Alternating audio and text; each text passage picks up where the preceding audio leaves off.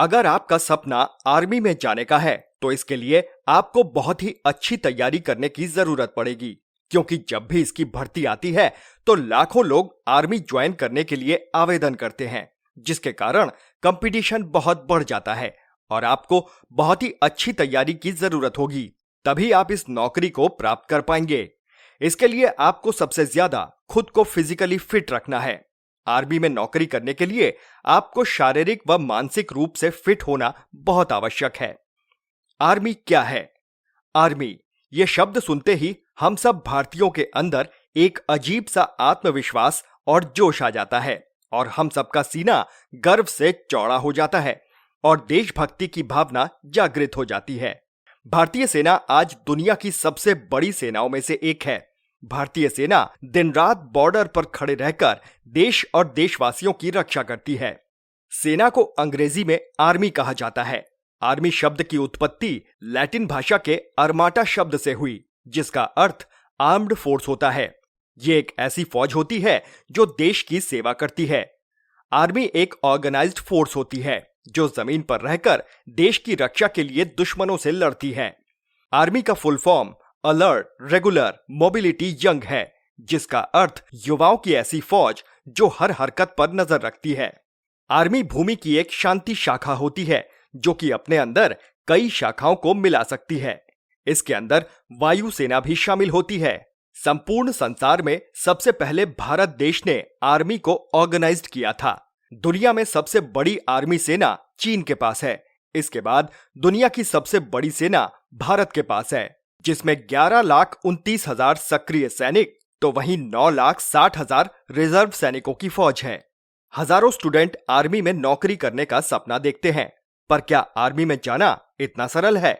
इसका जवाब हर किसी को ना ही मिलेगा और इसकी वजह है प्रतियोगिता, क्योंकि 100 पदों के लिए लाखों लोग आवेदन करते हैं।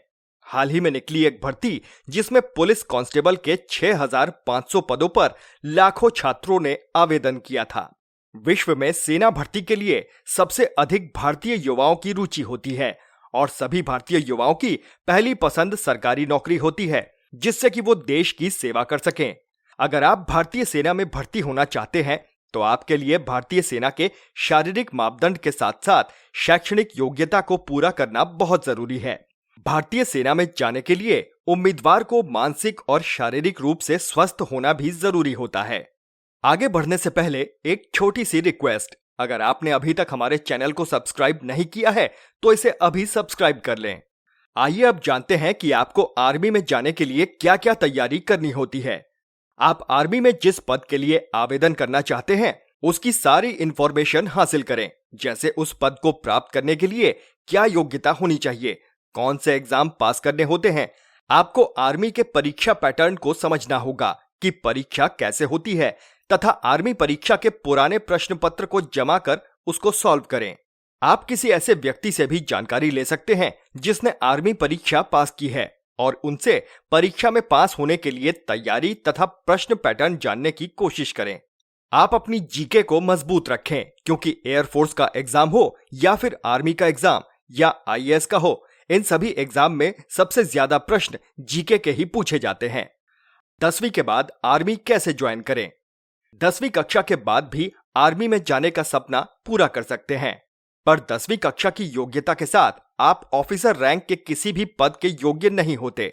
10वीं कक्षा के बाद उम्मीदवार 2 पदों के लिए आवेदन कर सकते हैं। पहला सोल्जर जनरल ड्यूटी और दूसरा सोल्जर ट्रेड्समैन। इन दोनों ही पदों के लिए चुने जाने के बाद उम्मीदवारों को सिपाही की रैंक दी जाती है। सोल्जर भारतीय सेना की रीढ़ होती है, जिसमें सैनिक आर्म्स व सर्विसेज से चुने जाते हैं। आर्म्स के अंतर्गत infantry, artillery, armed corps, engineers या आर्मी एयर डिफेंस सैनिकों, ड्राइवरों, ऑपरेटरों, बंदूकधारियों के रूप में आर्मी में अपनी सेवाएं दे सकते हैं। सर्विसेज सेवाओं में आपको जनरल ड्यूटी, ऑपरेटर, ड्राइवर आदि पर सेना सेवा कोर, सेना आयुध कोर, सेना चिकित्सा कोर में ड्यूटी दी जाती है।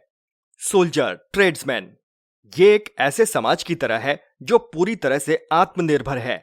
प्रत्येक इकाई में 600 से लेकर 1000 कर्मचारी होते हैं जो एक परिसर में रहते हैं और उस परिसर समाज से सभी सहायता प्राप्त करते हैं। इस प्रकार प्रत्येक यूनिट का अपना cook house, store, living quarter और लाइनें, कार्यालय, वाहन और उपकरण हैं। इस प्रकार विभिन्न संस्थानों को चलाने और इकाई क्षेत्र को बनाए रखने के लिए बहुत सारे सहायक कर्मचारियों की आवश्यकता है। सोल्जर जनरल ड्यूटी के लिए आवेदन करने वाले उम्मीदवारों को 10वीं में कम से कम 45% अंक होने चाहिए।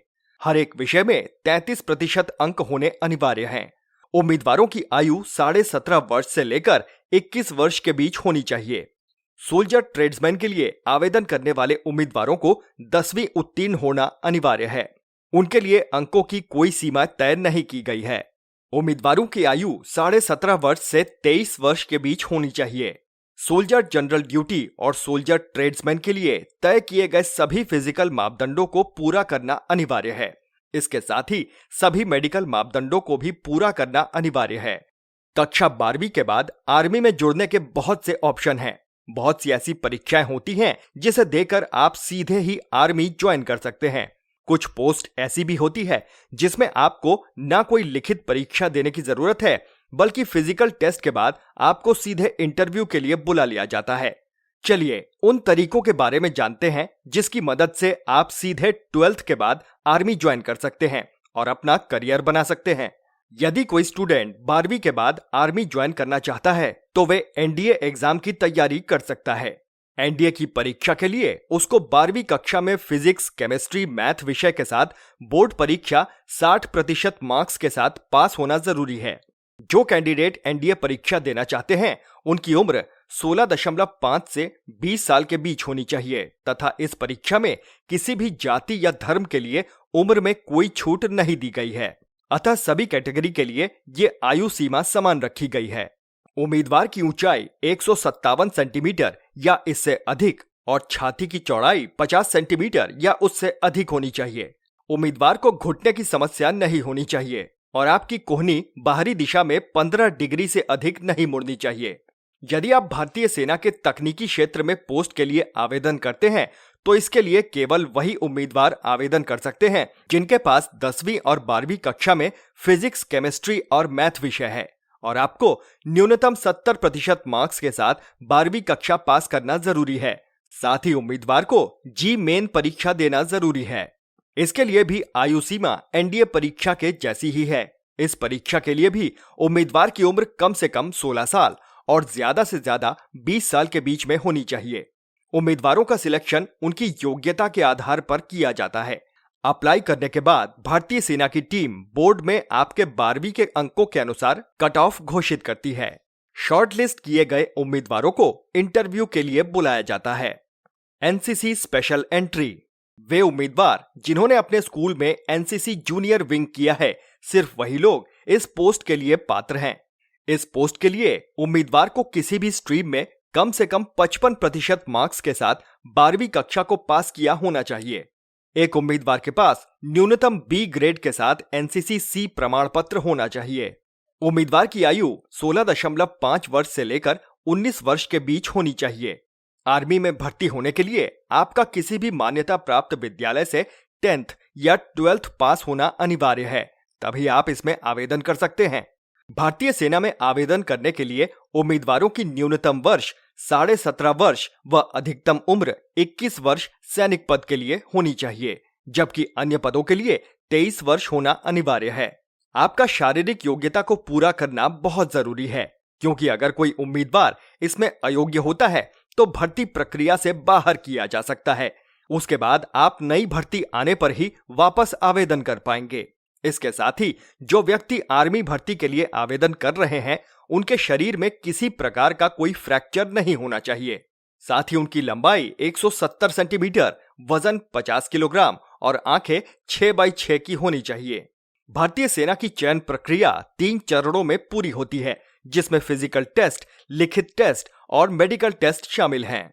भारतीय सेना में आवेदन करने के बाद सबसे पहले उम्मीदवारों का फिजिकल टेस्ट लिया जाता है, जिसमें उम्मीदवारों को लंबी कूद, ऊंची कूद, दौड़, थ्रो आदि कई टेस्ट लिए जाते हैं। वह सभी टेस्ट के नंबर अलग अलग दिए जाते हैं।